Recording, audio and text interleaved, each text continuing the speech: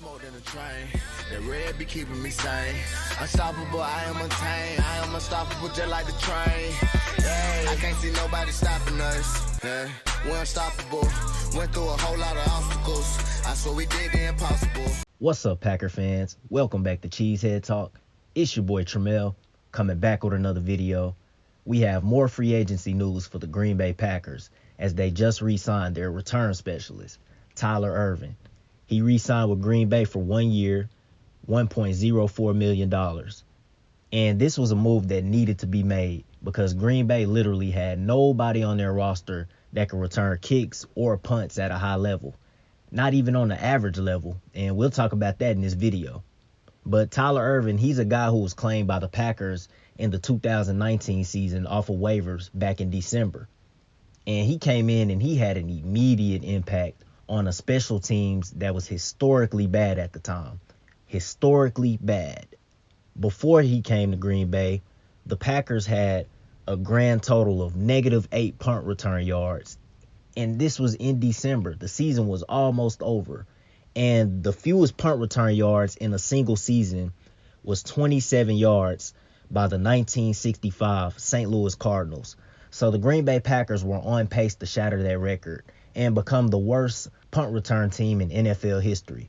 Not only did they struggle in the punt return game, but they struggled in the kick return game as well. They only averaged 16.7 kick return yards before Tyler Ervin joined the Green Bay Packers.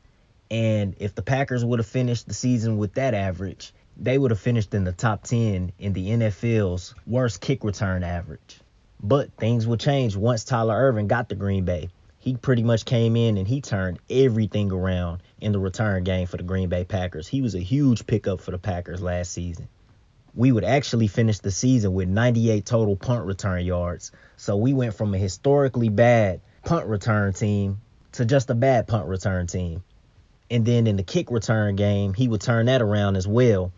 We went from averaging 16.7 yards in the kick return to 20.7 yards. And Tyler Ervin would finish the season averaging 26.6 yards on kick returns. He had 6 kick returns that season for 160 yards.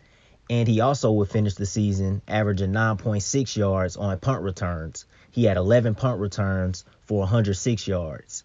So like I said, Tyler Ervin was a huge addition for the Green Bay Packers in their special teams.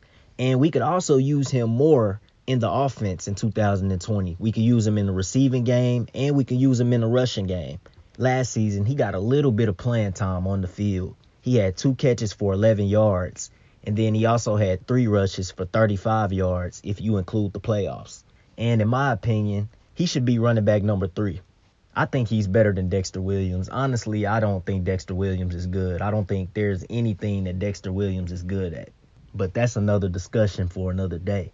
But I love the signing. The Green Bay Packers just got themselves a return specialist for the cheap. 1 year, $1.04 million. And a guy who could possibly be a threat in the receiving game and in the rushing game. So it's a great pickup. I love it.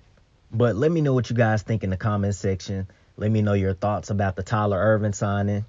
Leave a like, subscribe to the channel, share the video, and also follow the social media on Twitter at Cheesehead_talk.